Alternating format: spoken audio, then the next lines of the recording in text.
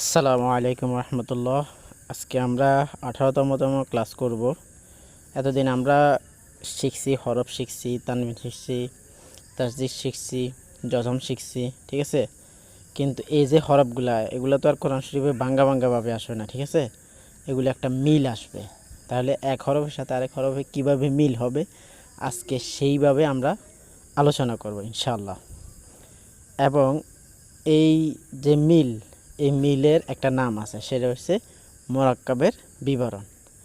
মোরাক্কাব অর্থ হচ্ছে মিলন করা, আর এই মিলটাই আজকে আমরা দেখব এবং লেখার ক্ষেত্রেও এই মিলটাই কাজে লাগবে। এবং কোরআন শরীফের প্রত্যেকটা অক্ষরের সাথে মিলের যে একটা ভাব, সেই মোরাক্কাব থেকেই আসছে, ঠিক আছে। ইনশাআল্লাহ আমরা এখন ক্লাসে ফিরে যাব। মোরাক্কাব আরবি হরফ হচ্ছে 29টি। আমরা সবাই জানি, আমরা প্রত্যেকটা ক্লাসে আরবি হরফ 29টি সেটা বলছি। এখন শিখা এবং লিখার ক্ষেত্রে 4 ভাগে ভাগ করা যায়, 5 ভাগেও ভাগ করা যায়। আমরা যারা নুরানি থেকে পড়ে আসছি তারা 5 ভাগে পড়ে আসছি, আবার আমরা 4 ভাগেও সেটা পড়তে পারি। যেমন কি প্রথম ভাগে আছে আলিফ মিম তোয়া জোয়া দাল জাল ওয়াও। দ্বিতীয় ভাগে আছে বা তা সা ফা কাফ র ঝা। তৃতীয় ভাগে আছে সিন শিন সদ দত নুন কফ ইয়া। এবং চতুর্থ ভাগে আছে হামজা আইন গইন হা খ জিম হা, ঠিক আছে। 5 ভাগেরটা আমরা বললাম না, 5 ভাগেরটা সহজ, ঠিক আছে, সেটা নুরানিতে পড়ায়। এখন আমরা জানবো এই অক্ষরগুলো একটার সাথে একটা মিল করার জন্য মোরাক্কাবের একটা পরিচয় আমরা এখানে দিয়েছি। মোরাক্কাব অর্থ মিলিত হওয়া, মিশ্রিত হওয়া, একত্রিত হওয়া, সংযুক্ত হওয়া। ডানের হরফ বামের হরফের সাথে সংযুক্ত হলে যে শব্দ তৈরি হয় তাকে মোরাক্কাব বলে, বুঝছেন তো। ডানের হরফের সাথে বামের হরফের যে একটা মিলন, সেটাকে মোরাক্কাব বলে। আরবি হরফগুলোতে মিলিত অবস্থায় ডান মাথা দেখে চিনতে হয় কিভাবে একটা একটার মাথা আছে মোরাক্কাবের, সেই মাথাগুলো আমরা এখন জানব।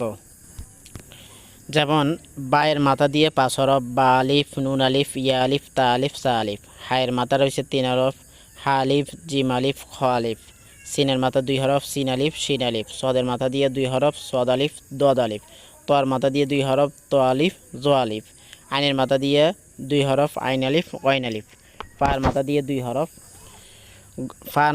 2 হরফ, আমরা জানি ফা হচ্ছে ফা এবং কফ, ঠিক আছে নি। লামের মাথা হচ্ছে 2 হরফ, লাম আলিফ আবার কাফ আলিফ। এটা আমরা লামের মাথার মধ্যেই ধরলাম, কেননা অনেক সময় কাফের ইয়াটাও লামের মতোই করে।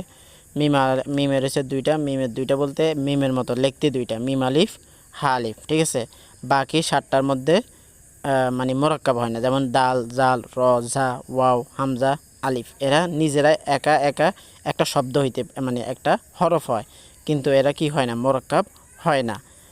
ইয়ার সাথে 7 সূরাতে এবং 22 হরফে মোরাক্কাব হয়। মানে এবারে দেখাইলো বা ইয়া নুন ইয়া তা ইয়া, ঠিক আছে, সা ইয়া সিন ইয়া খ ইয়া হা ইয়া জিম ইয়া।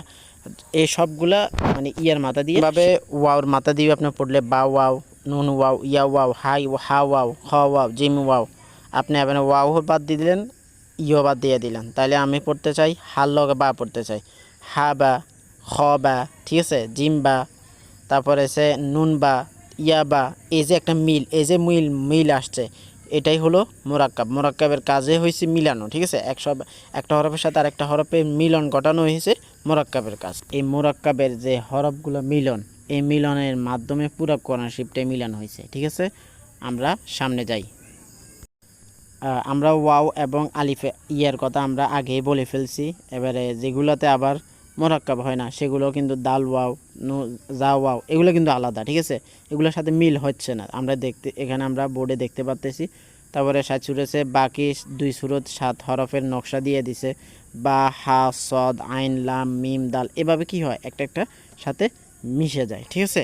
এভাবে লেগে লেগে অক্ষরগুলা মানে মিল আসে, এমনকি আমরা পড়ার জন্য সুবিধা করা হয়েছে এই মোরাক্কাবের মাধ্যমে পুরো কোরআন শরীফটা লেখা হয়েছে।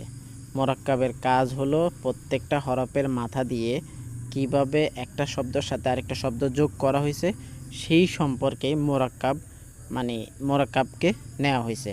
আমরা তো আগেই বললাম মোরাক্কাবের অর্থ মিলন করা, সে তো তার কাজ মিলানো। তো বার সাথে ওয়াও, বার সাথে ইয়া, বার সাথে নুন, বার সাথে তা কিভাবে মিল হবে, সেটা আমরা এই মোরাক্কাবে ভালোভাবে প্র্যাকটিস করার মাধ্যমে জানতে পারবো। আসসালামু আলাইকুম রহমতুল্লাহ। দেখা হবে ইনশাল্লাহ নেক্সট ভিডিওতে।